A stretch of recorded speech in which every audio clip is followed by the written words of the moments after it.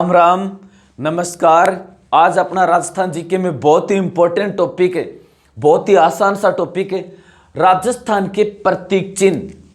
राजस्थान के प्रतीक चिन्ह किसी न किसी परीक्षा में लगभग एक दो प्रश्न पूछ ही लेते हैं।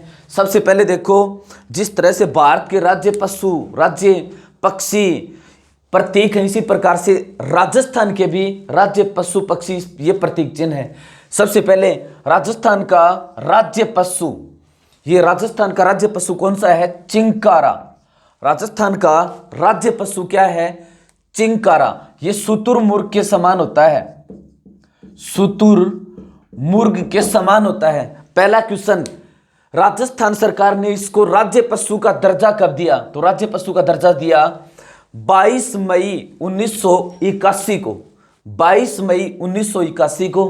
फिर इसका वैज्ञानिक नाम गजेला गजेला, इसका वैज्ञानिक नाम गजेला गजेला।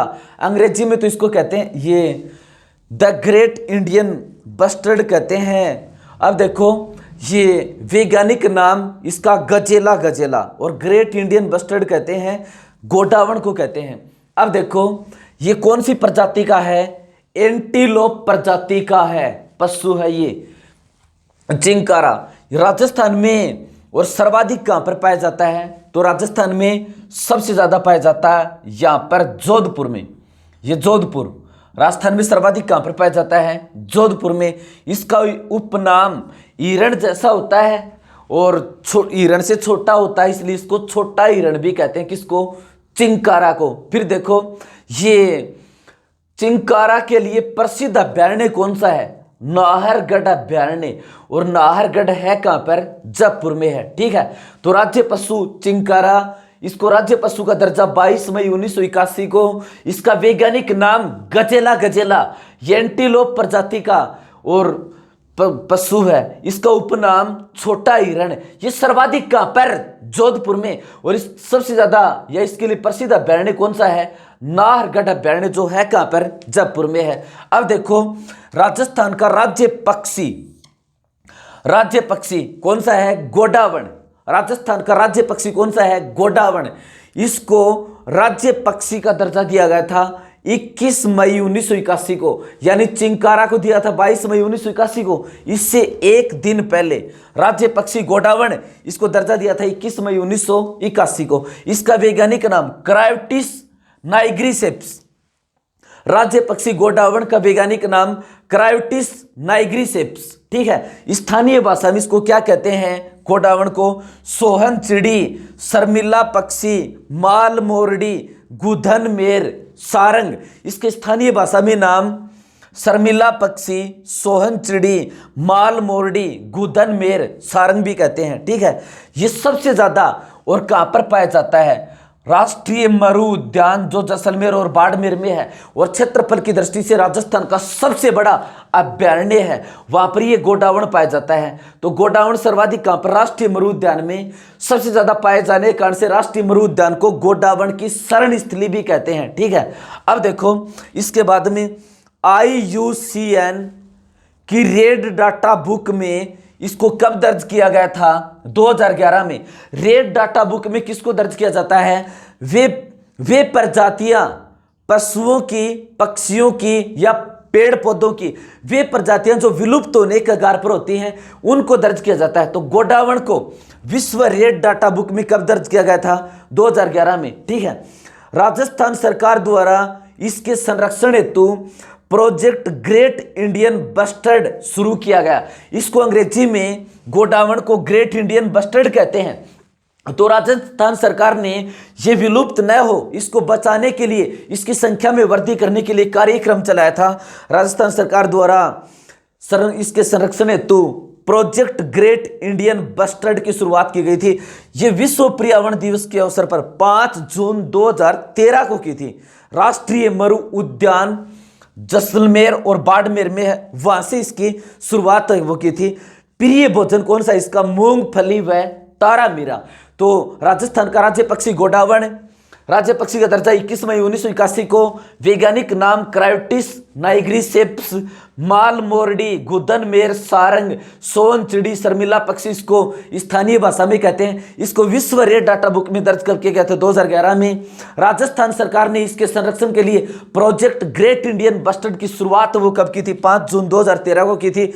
राष्ट्रीय मरु उद्यान से इसकी शुरुआत की थी। इसका प्रिय भोजन क्या है? गोडावण का प्रिय भोजन मूंगफली व तारा मीरा। अब देखो इसके बाद में बात करते हैं राजस्थान का राज्य पुष्प भारत का, और राष्ट्रीय पुष्प है कमल। इसका वैज्ञानिक नाम कमल का नेलंबो न्यूसिफेरो। इसी प्रकार से राजस्थान का राज्य पुष्प है रोइडा। रोइडा इसको राज्य पुष्प का दर्जा कब दिया था? 1983 में। राजस्थान का राज्य पुष्प रोइडा, इसको राज्य पुष्प का दर्जा कब दिया था? 1983 में।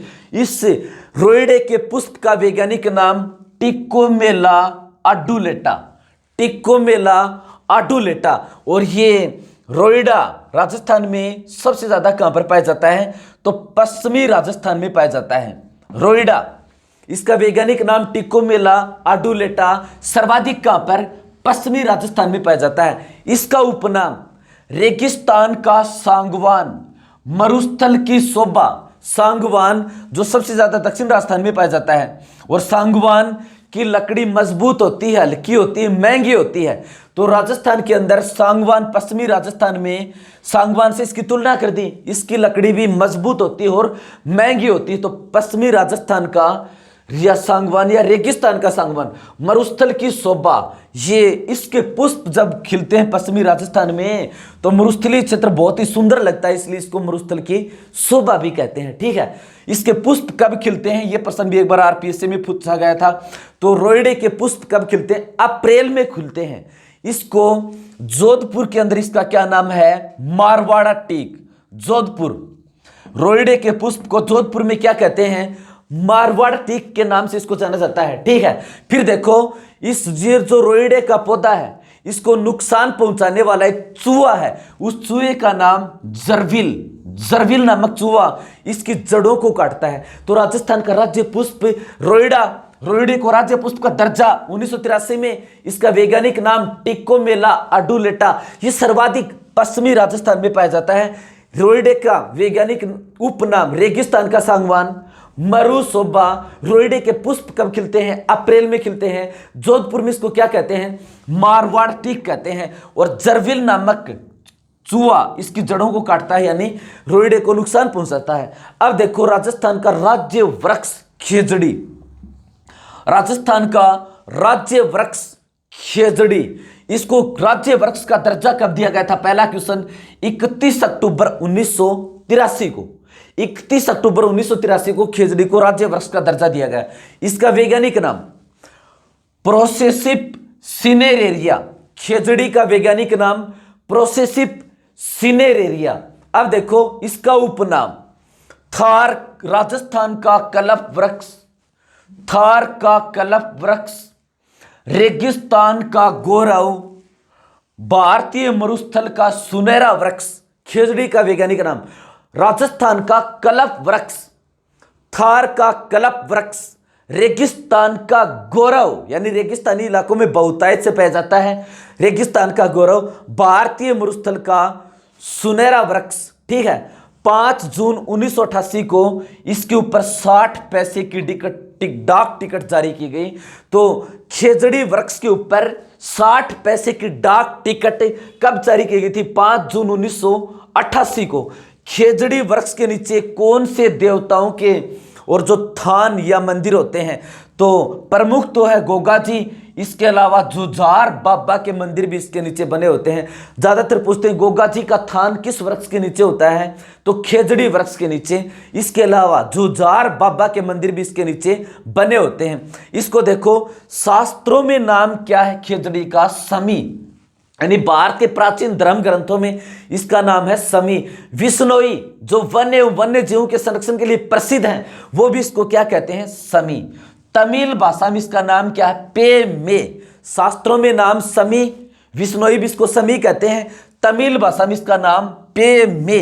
सिंधी भाषा में इसका नाम छोकड़ा, छोकड़ा, और स्थानीय भाषा में इसको क्या कहते हैं, सीमलो, सीमलो, और पंजाबी और हरियाणवी में इसको कहते हैं जाटी, और स्थानीय भाषा में इसका नाम सीमलो।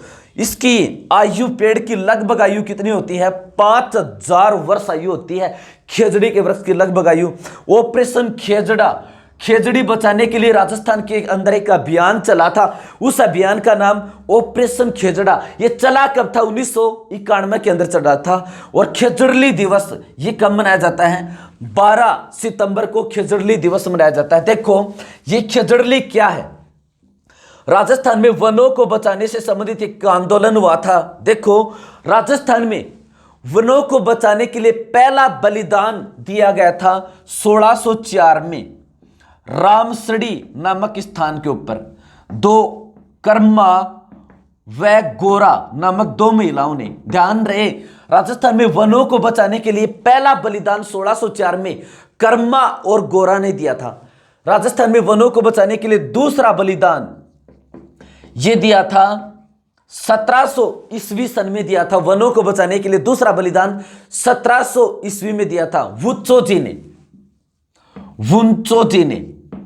वुंचो जी ने। और मेड़ता जो नागौर में पड़ता है, मेड़ता में वनों को बचाने के लिए अपनी जान दी थी। तो राजस्थान में वनों को बचाने के लिए पहला बलिदान 1604 में रामसड़ी जोधपुर के अंदर कर्मा व गोरा ने दिया था। दूसरा बलिदान 1700 में वुंचो जी ने मेड़ता जो नागौर में पड़ता है वनों को बचाने के लिए अपना बलिदान दिया था। और राजस्थान के अंदर तीसरा और सबसे बड़ा आंदोलन हुआ था खेजड़ली में वनों को बचाने के लिए। खेजड़ली ये जोधपुर में पड़ता है।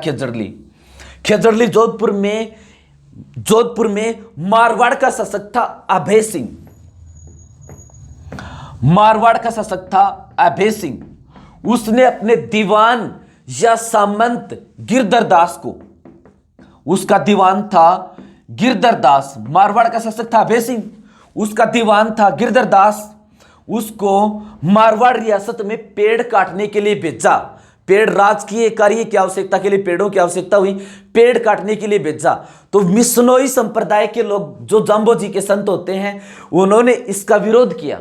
तो देखो एक महिला थी अमृता देवी बिश्नोई, अमृता देवी बिश्नोई, और उसके पति का नाम था रामोजी बिश्नोई, पति रामोजी बिश्नोई।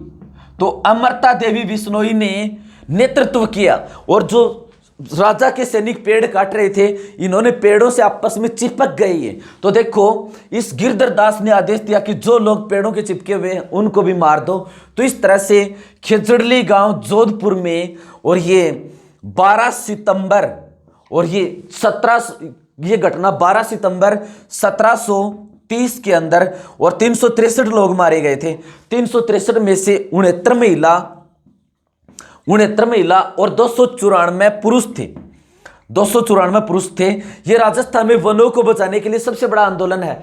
तो मारवाड़ का शासक था अभय सिंह, इसने गिरधर दास को वन काटने के लिए आदेश दिया था। तो अमृता देवी बिश्नोई के नेतृत्व में वनों को न काटने के लिए आंदोलन हुआ था। तो गिरधर दास ने 363 लोगों को मरवा दिया था। 69 महिला, 294 और ये पुरुष थे, और अमृता देवी के पति का नाम रामोजी बिश्नोई। तो इसकी स्मृति में 12 सितंबर को खेजड़ली दिवस मनाया जाता है, क्योंकि ये घटना 12 सितंबर को हुई थी। ठीक है, अब देखो 12 सितंबर हिंदी महीनों की बात करें तो भाद्र शुक्ल दशमी को हुई थी।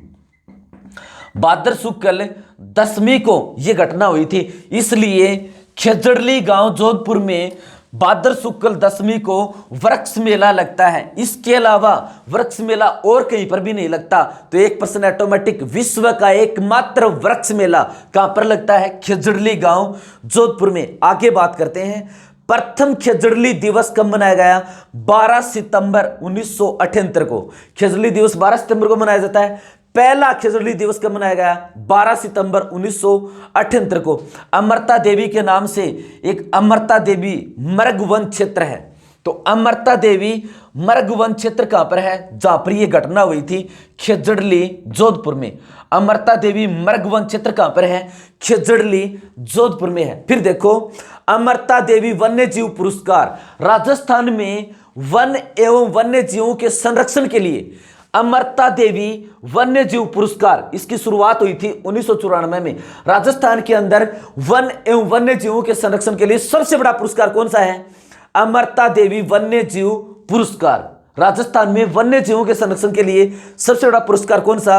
अमृता देवी वन्य जीव पुरस्कार। अमृता देवी जिसने खेजड़ी में आंदोलन का नेतृत्व किया था, इसी से प्रेरणा लेकर के, इसी के नाम से ये इस आंदोलन की शुरुआत, इस पुरस्कार की शुरुआत की गई। तो अमृता देवी वन्य जीव पुरस्कार की शुरुआत 1994 में, ये जब 1994 में इस पुरस्कार की शुरुआत की गई थी तो प्रथम पुरस्कार विजेता कौन थे? गंगाजी बिश्नोई। कौन थे? गंगाजी बिश्नोई, जो जोधपुर के हैं। ठीक है, अब देखो ये प्रथम पुरस्कार किसने जीता था? ये गंगाजी बिश्नोई जो जोधपुर के हैं। अब ये खेजड़ी हो गया राजस्थान का राज्य वृक्ष। खेजड़ी को एक कवक नुकसान पहुंचाता है, इस कवक का नाम क्या है? ग्लाइकोडर्मा।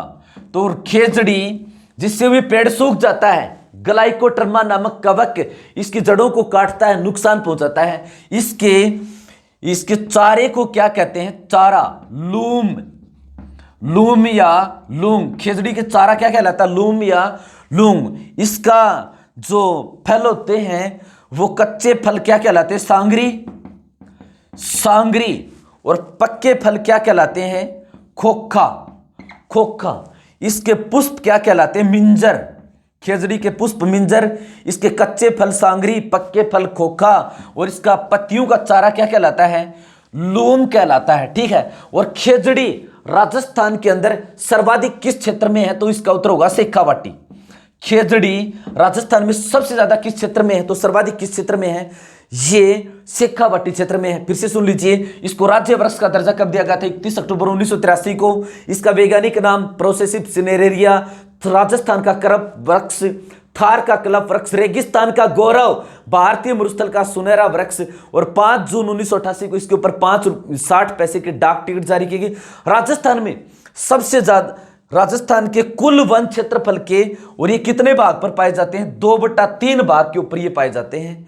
राजस्थान में कुल वन क्षेत्र के खेजड़ी के वृक्ष कितने भाग के ऊपर पाए जाते हैं? तो कुल वन क्षेत्र के 2/3 भाग के ऊपर ये पाए जाते हैं। ठीक है, अब देखो इसके बाद में बात करते हैं राजस्थान का राज्य नृत्य। राजस्थान का राज्य नृत्य, तो राजस्थान का राज्य नृत्य है घूमर। राजस्थान का राज्य नृत्य है घूमर। घूमर शब्द घूम से बना है। घूमर शब्द घूम से बना है, जिसका मतलब होता है चक्कर लगाना। तो ये घूम घूम के किया जाता है, इसलिए इसका नाम क्या हो गया? घूमर। अब घूमर नृत्य का उपनाम राजस्थान के नृत्यों का सिरमौर, या राजस्थान के नृत्यों की आत्मा। राजस्थान का राज्य नृत्य घूमर घूम घूम कर किया जाता है। राजस्थान के नृत्यों का सिरमौर या राजस्थान के नृत्यों की आत्मा। ठीक है, जब इसको विवाहित महिलाएं करती हैं तो ये घूमर कहलाता है। विवाहित महिला करती हैं तो ये घूमर कहलाता है। जब इसको अविवाहित बालिकाएं करती हैं, अविवाहित बालिकाएं करती हैं तो इसको स्थानीय भाषा में झुमरियों कहा जाता है। राजस्थान का राज्य नृत्य घूमर विवाहित महिलाएं करती हैं तो, और अविवाहित महिलाएं करती हैं तो ये झुमरियों कहलाता है। ठीक है, जब इसको ग्रासिया जनजाति की महिला करती हैं, ग्रासिया जनजाति की महिला करती हैं तो ये लूर कहलाता है। घूमर को जब ग्रासिया जनजाति की महिला करती है तो ये क्या कहलाता है? लूर कहलाता है। अब देखो राजस्थान का राज्य गीत, राजस्थान का राज्य गीत यह है केसरिया बालम। केसरिया बालम, इसके पूरे बोल हैं केसरिया बालम आओ नी पधारो मारे देश। राजस्थान का राज्य गीत केसरिया बालम। देखो इस केसरिया बालम को पहला क्वेश्चन तो ये कि इसको सर्वप्रथम किसने गाया? इसको सर्वप्रथम किसने गाया केसरिया बालम को? तो इसको सर्वप्रथम गाया था मांगी बाई। और ये मांगी बाई कहाँ की है? उदयपुर की है। केसरिया बालम को सबसे पहले किसने गाया था? मांगी बाई, जो उदयपुर की है। इसके ऊपर जो दूसरा और सबसे इंपॉर्टेंट प्रश्न ये है कि इस गीत को राष्ट्रीय और अंतरराष्ट्रीय स्तर के ऊपर प्रसिद्धि किसने दिलाई? तो प्रसिद्धि दिलाई थी अल्लाह जिलाबाई। राजस्थान का राज्य गीत केसरिया बालम, इसको सबसे पहले गाया था मांगी बाई, जो उदयपुर की है। इसको विश्व स्तर के ऊपर प्रसिद्धि किसने दिलाई थी? अल्लाह जिलाबाई। और ये अल्लाह जिलाबाई कहां की है? बीकानेर की है। ये अल्लाह जिलाबाई कहां की है? बीकानेर की है। इसको राजस्थान की मरु कोकिला भी कहते हैं। तो राजस्थान की मरु कोकिला किसे कहते हैं? अल्लाह जिलाबाई। केसरिया बालम को अंतरराष्ट्रीय स्तर पर प्रसिद्धि दिलाने का श्रेय किसको है? अल्लाह जिलाबाई। इसका संबंध किस जिले से है? बीकानेर से है। ठीक है। इसके अलावा देखो अन्य ये मांड गायन कौन सी शैली में गाया जाता है? मांड गायन शैली में। मांड गायन शैली शास्त्रीय शैली है कि मांड गायन शैली में गाया जाता है। तो ये मांगी बाई भी शास्त्रीय गायन की शैली गायिका है, अल्लाह जिलाबाई भी शास्त्रीय गायिका है। अन्य शास्त्रीय गायिका, शास्त्रीय मांड गायन शैली की गायिका कौन है? देखो गौरी देवी। गौरी देवी। अब गौरी देवी राजस्थान के अंदर दो हैं, एक तो गौरी देवी बीकानेर की, गौरी देवी बीकानेर की, और एक गौरी देवी पाली की है। ये भी मांड गायिका ही हैं। कई बार पूछ लेते हैं कौन सी मांड गायिका है, कौन सी है नहीं। ठीक है। अब देखो राजस्थान का ये नृत्य कौन सा हो गया? घूमर। राजस्थान में एक शास्त्रीय नृत्य है, शास्त्रीय नृत्य। वो शास्त्रीय नृत्य है कथक। शास्त्रीय नृत्य है वो है कथक। ध्यान रहे, इस कथक नृत्य का जो सबसे प्राचीन घराना है, जो सबसे प्राचीन घराना है कथक नृत्य का, वो है उत्तर प्रदेश के अंदर लखनऊ। लखनऊ उत्तर प्रदेश में गोमती नदी किनारे। कथक शास्त्रीय नृत्य का सबसे प्राचीन घराना कौन सा है? लखनऊ। राजस्थान के अंदर बात करें तो राजस्थान में इस कथक नृत्य का संबंध किस घराने से है? जयपुर घराने से है। राजस्थान में शास्त्रीय नृत्य कथक का संबंध किस घराने से है? जयपुर घराने से है। कथक का सबसे प्राचीन घराना कौन सा है? लखनऊ। फिर बात करें इसका दूसरा प्रश्न, ये कथक नृत्य है, इसका जन्मदाता कौन है? बानूजी महाराज। बानूजी महाराज। कथक नृत्य का जन्मदाता कौन है? बानूजी महाराज। तो कथक शास्त्रीय नृत्य का सबसे प्राचीन घराना लखनऊ। राजस्थान में इसका संबंध जयपुर घराने से है। और कथक नृत्य का जन्मदाता कौन माना जाता है? बानूजी महाराज। अब देखो राजस्थान का राज्य पशु था चिंकारा, जो वन्य जीव श्रेणी में था। अब पशुधन श्रेणी में राज्य पशु, राजस्थान का राज्य पशु है ऊंट। राजस्थान के राज्य पशु दो हो गए। वन्य जीव श्रेणी में तो हो गया चिंकारा, पशुधन श्रेणी में कौन सा है? ऊंट। ठीक है। पहला क्वेश्चन देखो, ऊंट राजस्थान के अंदर ऊंट को राज्य पशु का और दर्जा कब दिया गया था? तो इसको दर्जा दिया गया था 19 सितंबर 2014 को। राजस्थान को चिंकारा के साथ राज्य पशु का दर्जा कब दिया गया था? सह राज्य पशु का दर्जा 19 सितंबर 2014 को। फिर केंद्र सरकार ने एक ऊंट वध निवारण अधिनियम पारित किया। ऊंट वध निवारण अधिनियम ये पारित कब किया गया था? ये 21 दिसंबर 2014 को। 21 दिसंबर 2014 को ऊंट वध निवारण अधिनियम पारित किया था। इसका वैज्ञानिक नाम, ऊंट का वैज्ञानिक नाम, तो ऊंट का वैज्ञानिक नाम है कैमेल्स ड्रोमेडेरियस। कैमेल्स ड्रोमेडेरियस। ड्रोमेडेरियस ऊंट का वैज्ञानिक नाम कैमेल्स ड्रोमेडेरियस। राज्य पशु का दर्जा 19 सितंबर 2014 को। ऊंट वध निवारण अधिनियम 21 दिसंबर 2014 को ऊंट वध निवारण अधिनियम पारित किया गया था। अब देखो ऊंट राजस्थान में सबसे ज्यादा कहां पर? जैसलमेर में। जैसलमेर में। और दूसरा नंबर किसका है? बीकानेर का दूसरा नंबर है। ठीक है। इसके बाद में ऊंट सर्वाधिक जैसलमेर में और सबसे कम कहां पर, बीकानेर में। ऊंट के गले का आभूषण होता है एक, उसका नाम क्या है, गोरबंद। ऊंट के गले का आभूषण है। राजस्थान में ऊंट पालक जाति है, प्रसिद्ध है, राइका या रैबारी जाति ऊंट पालन के लिए प्रसिद्ध है। अब राजस्थान के अंदर ऊंट लेके कौन आए थे, तो ऊंट सबसे पहले, ये मारवाड़ रियासत है, मारवाड़ रियासत में ऊंट सबसे पहले लेके आए थे पाबू जी। मारवाड़ रियासत में, राजस्थान में ऊंट सबसे पहले कौन लेके आए थे, पाबू जी। इसीलिए ऊंट के बीमार होने पर राइका या रैबारी जाति किस लोक देवता की पूजा करती है, पाबू जी की लोक देवता की पूजा की जाती है। इसकी फड़का वाचन किया जाता है। राजस्थान सरकार ने ऊंटनी के दूध को सर्वश्रेष्ठ दूध घोषित किया।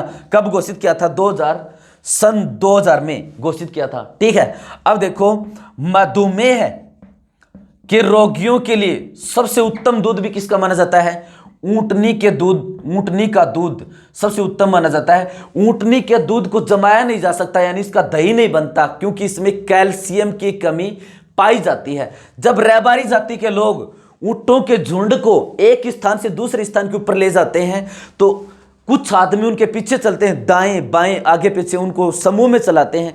वो आदमी क्या कहलाते हैं, वो आदमी कतरिया कहलाते हैं। वो आदमी कतरिया कहलाते हैं। ऊंट को रेगिस्तान का जहाज भी कहते हैं, क्योंकि इसके पैर गद्दीदार होते हैं, ये मरुस्थल में आसानी से चल सकता है।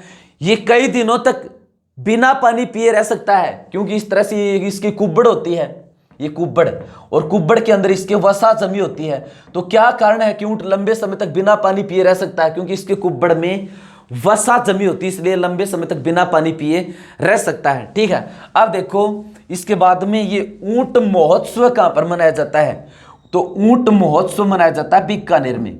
ऊंट महोत्सव कहां पर मनाया जाता है, बीकानेर में। भारतीय सेना के अंदर जो ऊंट काम में लिए जाते हैं वो कौन सी नस्ल के, नाचना नस्ल, बीकानेर नाचना नस्ल जैसलमेर के काम में लिए जाते हैं। जबकि राजस्थान के अंदर सबसे ज्यादा ऊंट कौन सी नस्ल के हैं, बीकानेरी नस्ल के। कितनी प्रतिशत है, 50%। ऊंट की 3 नस्लें हैं, एक तो बीकानेरी जो बीकानेर में, जो हल जोतने और बोझा ढोने के लिए उपयुक्त होते हैं, जैसलमेरी नाचना क्षेत्र में या नाचना नस्ल जो जैसलमेर में पाई जाती है, तेज दौड़ने में सक्षम होते हैं, इसलिए भारतीय सेना में कौन से ऊंट है, नाचना। एक तीसरी नस्ल है गोमट, जो सर्वाधिक जोधपुर में पाई जाती है, सवारी के लिए सबसे उपयुक्त माने जाते हैं, कौन से, गोमट ऊंट। ठीक है, अब देखो, राजस्थान सरकार ने ऊंट बीमा योजना की शुरुआत कब की थी, 2008-9 में।